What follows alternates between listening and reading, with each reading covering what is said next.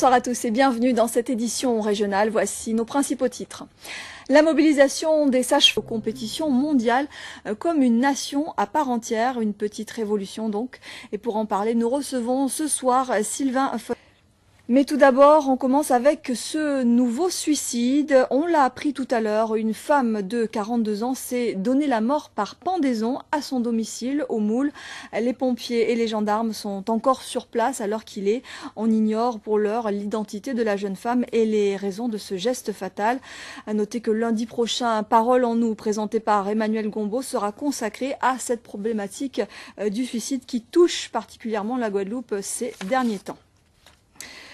Le tribunal a requis 1 mois de sursis et 5 000 € d'amende contre la conseillère générale Chantal Lérus. La conseillère des Abîmes récemment réélue au premier canton comparaissait cet après-midi au tribunal correctionnel de Pointe-à-Pitre. Elle est accusée de détournement de fonds publics et de recel d'abus de biens sociaux. Le tribunal a également demandé 7 000 € d'amende contre le gérant de société impliqué également dans cette affaire. Il s'agit de Gilbert Durimel. L'avocat de M. Durimel a plaidé la relaxe pour son client et les avocats de Chantal Lérus sont actuellement à la barre. Je vous propose de retrouver sur place Hervé Pédurand qui suit pour nous cette audience. Elles étaient des milliers dans l'Hexagone, mais ici, la mobilisation des sages-femmes était moins importante. Sur les 198 exerçant en Guadeloupe, seule une trentaine avait répondu à l'appel à la grève nationale pour réclamer une meilleure reconnaissance de leur profession. Ludivine Guillolet et Daniel Quérin. Et pour aller plus loin, nous nous sommes rendus au Gosier, dans le cabinet d'une sage-femme. Corinne Lewezek livre son point de vue sur une situation de plus en plus préoccupante. Pour elle, le métier de sage-femme n'est plus rentable. Jérôme Bouécasse et Jean-Marie Mavounzi. La sécurité routière prend un virage répressif. Le gouvernement vient de donner un coup d'accélérateur en matière de sanctions. Hier, en comité interministériel, une vingtaine de mesures ont été annoncées, des mesures plutôt dissuasives. Les précisions de Sophie Vingada-Salon et Bruno Panciovillon. Et la Guadeloupe affichait un triste palmarès pour 2009. Nos routes étaient considérées comme les plus meurtrières de France, derrière les départements de Haute-Corse et du Gers. Aujourd'hui, les services de prévention routière de l'État ne perdent pas espoir de voir le nombre de tués sur les routes s'infléchir. On recense sur la première période de l'année une baisse du nombre d'accidents, mais surtout de tués par rapport à l'an passé. Mais le nombre de victimes reste toujours préoccupant. Alors, quelles sont les principales raisons de cette surmortalité sur les axes routiers? Voici des éléments de réponse avec ce reportage de Marilyn Plaisir et Bruno Panciovillon. Et le président du comité départemental de la prévention routière que l'on a vu précédemment a été honoré par l'Ordre national du mérite.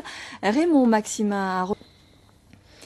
Le vélodrome de Gourdeliane à Bémao est-il en péril? Le prologue du Grand Prix de la SC Vétiver devait s'y tenir ce jeudi soir, mais il a fallu l'annuler. La commission de sécurité a effectué une visite de contrôle le 15 avril dernier et a formulé des recommandations.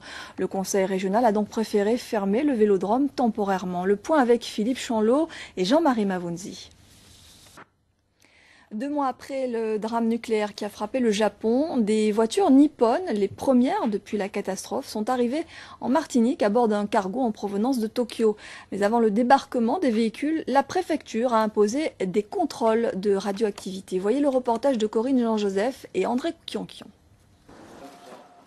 Le sport maintenant est cet événement pour le moins exceptionnel. La Ligue guadeloupéenne de taekwondo est désormais affiliée à la Fédération mondiale de la discipline. La fédération qui s'est réunie le 30 avril dernier en Corée pour approuver l'adhésion de 5 nouveaux membres, dont la Guadeloupe fait donc aujourd'hui partie. Un travail de longue haleine pour la Ligue de la Guadeloupe. Avant d'en parler avec notre invité, voyez le reportage de Robert Gaspard et de Paul Labéca. Et pour en parler, nous recevons ce soir Sylvain Faustin. Bonsoir. Bonsoir. Merci d'être avec nous. Vous êtes le conseiller technique régional.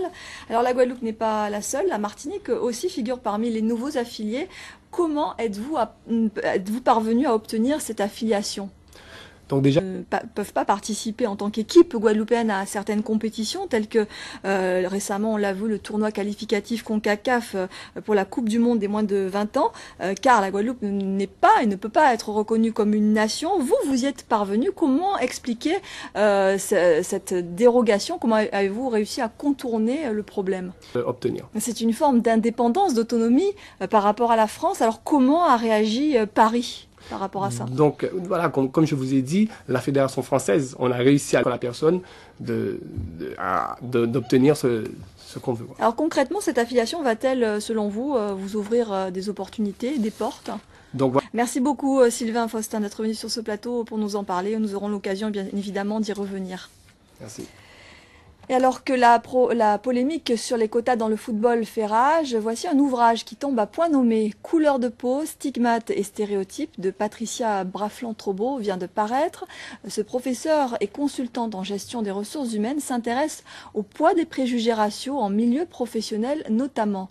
Lise Dolmar et Philippe Grenier. Il y a 2 jours, la France commémorait l'abolition de l'esclavage. De nombreuses cérémonies ont eu lieu à travers la France, notamment celle présidée par Nicolas Sarkozy dans les jardins du Luxembourg. Parmi les invités, il y avait la fille de Malcolm X. Malak Shabazz est venue tout spécialement de New York. Elle a répondu à l'appel du collectif du 10 mai pour assister aux célébrations du 10e anniversaire de la loi Taubira. C'est un reportage, me fait-on savoir, que nous aurons l'occasion de diffuser ultérieurement. Une exposition à découvrir dans un lieu plutôt inhabituel, c'est ce que je vous propose maintenant, en plein cœur de Pointe-à-Pitre, au marché de la Darse. L'autre et moi, l'autre moi, est le fruit du travail des élèves des collèges du Moule, de Sainte-Rose et de Vieux Habitants. 2 artistes en résidence, Agnès Dahan et Charles Chulem-Rousseau, se sont associés à cette expérience. Patrice Gonfier et Paul Labéca nous présentent cette expo. Et on termine en musique avec Cerise Café, le nouvel album de la chanteuse Mathilde Albon-Jacobson. Une production consacrée à l'histoire du café en Guadeloupe qu'elle présentera demain soir à l'occasion d'un concert à la Casa Bémao. Mage s'est entouré de musiciens reconnus, dirigés par le duo Jean-Michel Lesdel et Frédéric Caracas. Paul-Henri Scoll et Daniel Quérin ont suivi sa dernière répétition à Pointe-à-Pitre. Voilà, et puis notez cet autre rendez-vous musical pour tous les fans de chorégraphie Bollywood inspirée du cinéma indien. La comédie musicale, c'est demain soir à 20 h à la salle Robert Loison au Moule. Voilà, c'est la fin de cette édition. Merci à vous de nous avoir suivis. Ce soir, après la météo, votre série policière Léa Parker. Ensuite, vous avez rendez-vous avec Prolongation, le magazine foot de la rédaction présenté par Eddy Golapcan. Demain à 13 h, vous serez en compagnie de Laura Séné. À 19 h 30, ce sera Jérôme Bouécas. Très belle soirée, très bon début de week-end à tous.